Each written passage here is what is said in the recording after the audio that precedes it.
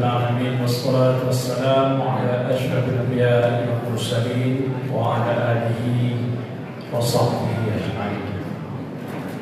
Assalamualaikum warahmatullahi wabarakatuh. Saudara-saudara pimpinan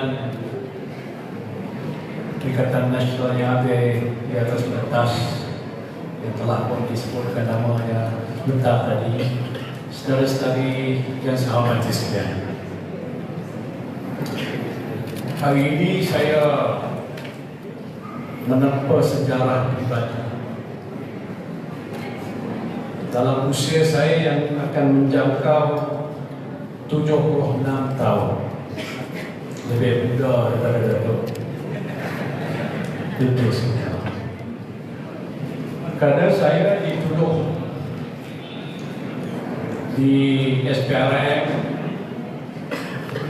beberapa tuduhan-tuduhan yang akan dibacakan di mahkamah pada besok hari dan juga pada hari Isnin, dua mahkamah ini di Kuala Lumpur dan juga di Shah Alam.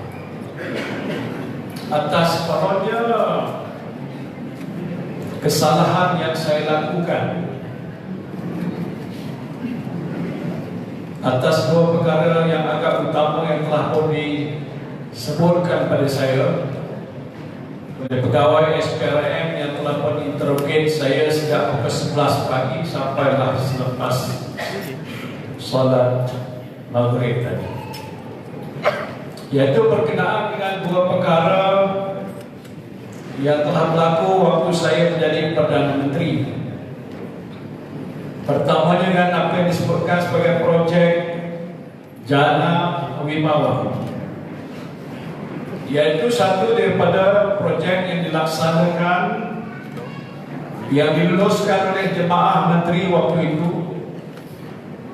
diusulkan ataupun dijalankan oleh Yang Berhormat Menteri Keuangan Tengku Zafrul kepada saya, yang waktu itu adalah Perdana Menteri, untuk dilaksanakan, yaitu untuk membantu kontraktor Bumi Putra yang cukup terkesan waktu itu kerana masalah COVID, PKP yang melanda negara dan juga dunia, yang kalau tidak ada suatu langkah diambil, mungkin sebahagian besar mereka sudah bergulung tikar.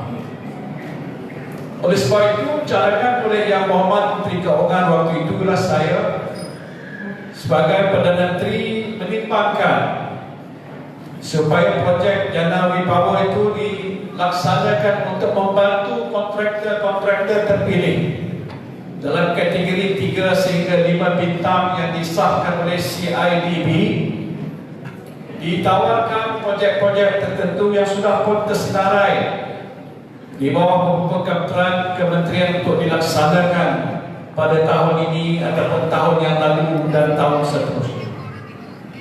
Perkara itu telah pun diangkat pada saya secara resmi, dan kerana tujuan dan matlamat itu ada jelas untuk membantu usahawan Bumi Putra, khususnya kontraktor putra, saya telah pun bersetuju. Tapi dimuktamadkan bila mana jemaah menteri, yaitu kabinet waktu itu, sebahagian besarnya ada di sini, Datuk Taki, Datuk Hamzah, Datuk Azmin, Datuk Radhi, siapa lagi? Datuk Ronald, Datuk Haji Ronald Kiani, untuk dilaksanakan.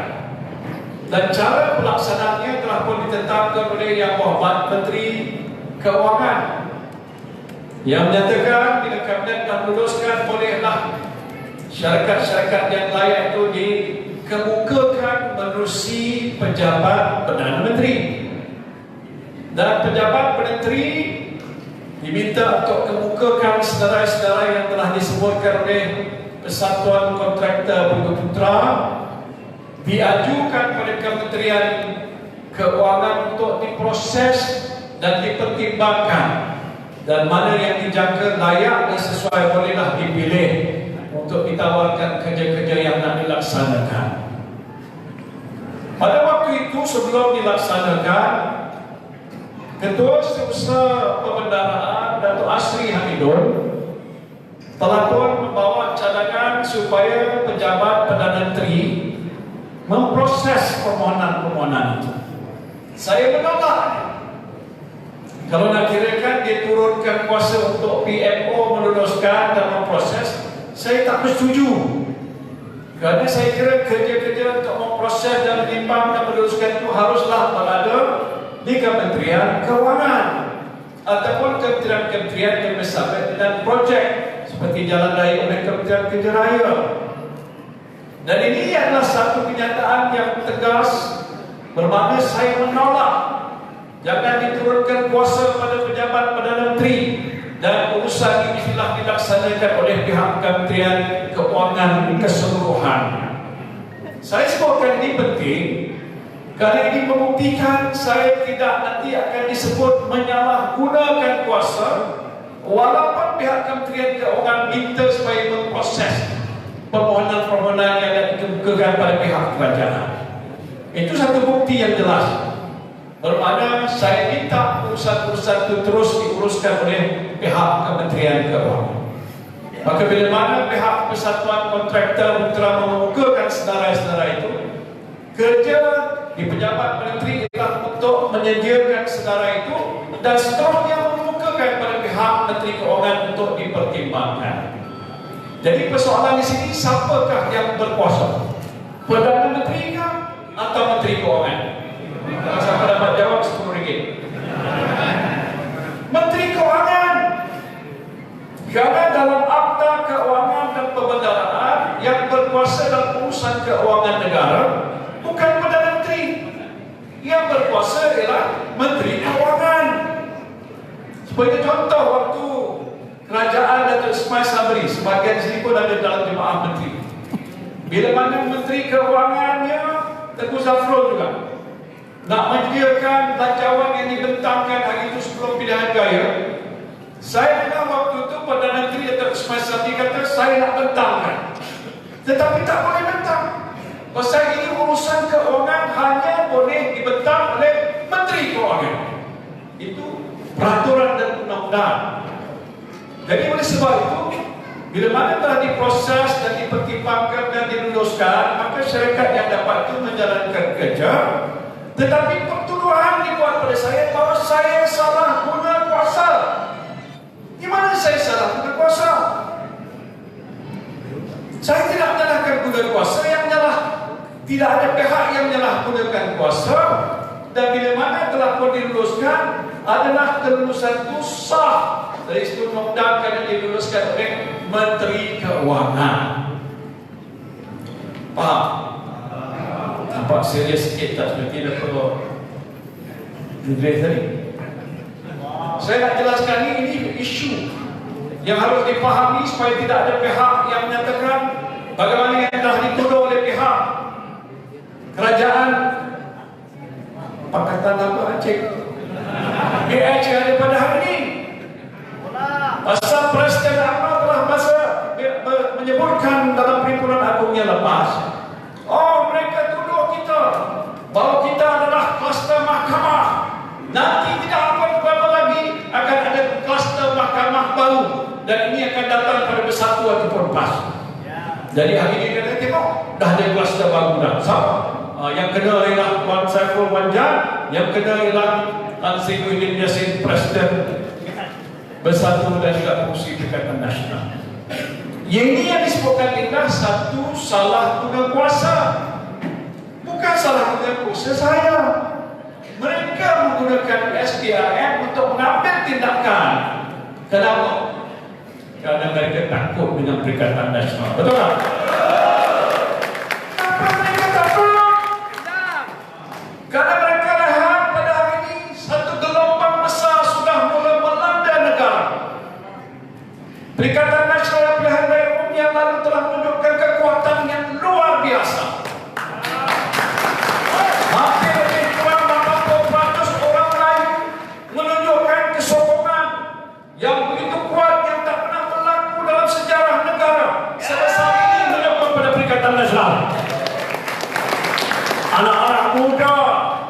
Saya kira hampir semuanya di kalangan anak Melayu menyokong Perikatan Nasional. PAS ataupun Bersatu, tak kira siapa. Jadi cara untuk nak menjatuhkan kita, kononnya pada mereka, ialah menumbangkan pimpin-pimpin daripada Perikatan Nasional, membuat tuduhan-tuduhan palsu yang tidak berasas. Kerana mereka tahu kalau ini tidak dilakukan oleh mereka terhadap kita, mereka pasti akan berhadapan dengan satu ancaman besar dan tidak mungkin dapat mempertahankan negeri-negeri yang ada di bawah Pakatan Harapan pada hari ini. Kerana semua 6 buah negeri insyaAllah akan kita menangi dan kita kuasai dalam keadaan yang akan datang. Sebab saya pernah menyatakan ini adalah antara selective persecution, tindakan secara pilihan, dipilih saya, dipilihnya Perikatan Nasional atau mungkin pemimpin-pemimpin yang lain sebagai satu daripada strategi mereka untuk menjatuhkan dan mengurangkan sokongan orang Melayu dan bukan Melayu terhadap Perikatan Nasional. Kedua ialah berkaitan dengan soal apa yang disebutkan, yaitu kes rayuan oleh Tan Sri Syed Mokhtar Al-Buhari yang kita tahu sebahagian besarnya adalah salah satunya tokoh usahawan Melayu yang paling berjaya pada hari ini. Siapa di sini kenal Tan Sri Syed Mokhtar? Bukan? Adalah semua sebagian kenal. Saya Mokhtar ini sudah ada perhubungan dan pertalian dengan saya hampir 40 tahun lamanya. Lama. Itu sejarahnya, tak payah saya ceritakan. Dan dia ini adalah orang yang pemurah, membina masjid, membuat museum, membantu masyarakat, pendidikan, universiti, semuanya dia buat. Sehingga dia menubuhkan Yayasan Al-Buhari atas tetusan idea saya bagi pada beliau untuk menubuhkan yayasan itu membantu umat Islam dalam soal pendidikan, ekonomi dan sebagainya. Dan hari ini dia menjadi salah satu daripada penyumbang besar pada program-program pendidikan dan sebagainya. Jadi dia ada sebuah yayasan yang dinamai Yayasan Al-Buhari, tapi diuruskan oleh sebuah syarikat yang dinamakan apa nama itu? Ada satu nama syarikat yang nak menguruskan hal-hal pentadbiran dan juga mungkin penjagaan di bawah Yayasan Al-Buhari. Dan syarikat ini sudah beroperasi sekian lama, ditaja oleh Yayasan Al-Buhari, dilaksanakan berbagai program. Oleh sebab dia dianggap sebagai satu badan amal yang agak terbesar dalam negara kita, maka dia telah bermohon untuk mendapat pengecualian cukai daripada pihak kerajaan, iaitu Kementerian Keuangan Malaysia. Waktu zaman pentadbiran Barisan Nasional dahulu, dia telah diluluskan. Bila mana datang waktu Pakatan Harapan, Menteri Keuangan dia Lim Guan Eng, dia batalkan kelulusan. Ya. Bila dah membatalkan kelulusan, Perikatan Nasional naik sebagai sebuah kerajaan, saya jadi Perdana Menteri. Dia datang untuk mengajukan permohonan rayuan supaya dipertimbangkan semula supaya pihak Al-Buhari ini mendapat pengecualian cukai. Rayuan itu dikemukakan melalui saya. Ditanya kenapa melalui Perdana Menteri. Rupa-rupanya Syed Mokhtar Al-Buhari, Tan Sri Syed Mokhtar Al-Buhari ini bukan pertama kali. Sejak bertahun-tahun banyak urusan-urusan dia adalah urusan yang besar. Dia kemukakan permohonan pada Perdana Menteri yang terdahulu. Bila sampai saya, dia kemukakan juga kerana isu yang dibawa oleh saya adalah isu untuk minta, kalau tak silap saya hampir 400 juta yang dikenakan cukai dikecualikan atas dasar dia merupakan satu badan kebajikan dan yayasan. Jadi bila mana dia dah buka kepada saya dengan satu surat, saya masih ingat ada dalam kes ini disebutkan bahawa saya telah catat kat situ apa nama sila teliti. sekiranya teratur, bolehlah dipertimbangkan. Sila teliti sekiranya teratur, bolehlah dipertimbangkan. Gitu lebih kurang bunyinya. Jadi itu tidak bermakna saya mengemukakan arahan. Saya kemukakan pada Menteri Keuangan dalam minit yang saya catatkan itu, timbangkanlah. Kalau dipikirkan sesuai dan layak, luluskan. Kalau tidak, tak payah luluskan. Persoalannya berbangkit. Siapa punya kuasa meluluskan? 10 ringgit. Menteri Keuangan. Dan bagaimana Menteri Keuangan lulus, bukan Perdana Menteri yang lulus, dah selesai masalah itu. Maka dia tuduh saya yang menyalahgunakan kuasa. Dan sebab karena saya salah gunakan kuasa, bila mana Tan Sri Sri Mokhtar memberikan sumbangan dan sumbangan yang begitu banyak pada kita, yang kita gunakan untuk membantu parti kita, termasuklah pilihan raya yang kita tanya di bawah Perikatan Nasional, dia anggap itu adalah suapan. Itu rasuah. Dan itu dianggap sebagai satu kesalahan di bawah AMLA, yaitu Akta Berkenaan dengan Pengubahan Wang Haram. Jadi satu, dia kata saya salah guna kuasa. Tuan ke peguam, ini peguam tanya, siapa salah guna kuasa? Saya? Tidak saya. Menteri Keuangan, dia tidak salah gunakan kuasa. Kalau saya tidak salah gunakan kuasa, Menteri Keuangan tidak salah gunakan kuasa. Kalau siapa nak bagi sumbangan pun, tak salah guna kuasa. Betul tak? Jadi oleh sebab itu, saya dihadapkan dengan tuduhan. Aneh tadi saya beritahu kepada peguam saya. Tadi saya pergi ke pejabat SPRM. Untuk apa? Untuk menghadapi beberapa tuduhan. Tetapi yang anehnya, saya datang itu antara dua perkara, satu jalan di bawah. Dia dah wrap up sama sekali. Yang dia belum temu duga ataupun interrogate saya berkenaan dengan soal pengecualian cukai. Tadi dia panggil, dia kata, dia baca, Tuan Tan Sri Muhyiddin hari ini sudah ditangkap. Tak tahulah pernah mengata itu, ditangkap. Dan apa saja yang saya nak itu kena jaga di bawah undang-undang ini kerana saya sudah ditangkap. Dan akan dibawa ke pertuduhan besok.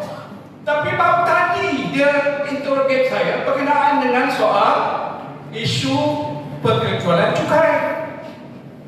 Makna apa yang datang sebab tadi, benda itu belum lagi lengkap dan sempurna, dibawa pada peguam negara oleh pihak SPRM, diputus supaya saya kena charge, saya ditangkap. Saya kata tak boleh, perkara yang belum selesai. Macam mana Pak Edi boleh buat keputusan begitu? Saya bukan nak pertikaikan, tapi bertanya, kenapa dia buat keputusan begitu? Kenapa pihak SPRM bawa itu seolah-olah sudah selesai, sedangkan saya baru tadi diinterogate. Dan bila saya cakap dengan pegawai itu, dia kata, I am speechless. Saya tak boleh cakap, saya tak boleh jawab. Masalah dia sedar bahawa tindakan yang diambil itu agak terburu-buru. Mungkin tidak lain yang disebabkan ialah kerana ada arahan daripada pihak atas. Siapa yang pihak atas? Ada telur. Dan ini betul suatu penganiayaan. Bukan penganiayaan pada saya, tapi penganiayaan pada parti kita. Bukan parti bersatu, tapi Perikatan Nasional yang saya pimpin. Kerana mereka takut dengan apa yang kekuatan yang ada bagi kita, maka tindakan ini yang saya fikir tak berpenting kemanusiaan diambil terhadap saya. Tadi saya tak nak cakap panjang, dah banyak jawab tadi kepada kata 7-8 jam. Saya beritahu kepada Rizal Abzah, tak payah saya datang, tapi nak menghormati majlis apa nama solat hajat. Terima kasih kerana solidariti parti kita Perikatan Nasional tersalah. Dan kita tidak gentar. Ini satu detik permulaan yang amat penting dalam sejarah kita. Kita berjuang bersama-sama atas platform yang sama untuk menegakkan kebenaran dan menentang kemungkaran. Ini menjadi teras perjuangan kita. Sejak PAS bertubuh, sejak Bersatu bertubuh, tak lain dan bukan inilah asas perjuangan kita, dan akan terus kita perjuangkan sehingga kita InsyaAllah kita akan berjaya. InsyaAllah saya akan datang sekali lagi untuk menjelaskan perkara lain kerana banyak isu. Tak payah sebutlah soal di parlimen dan kita tengok bagaimana perkara-perkara yang telah dibangkit, dan saya hari nak nyatakan kebanggaan saya pada semua ada di parlimen.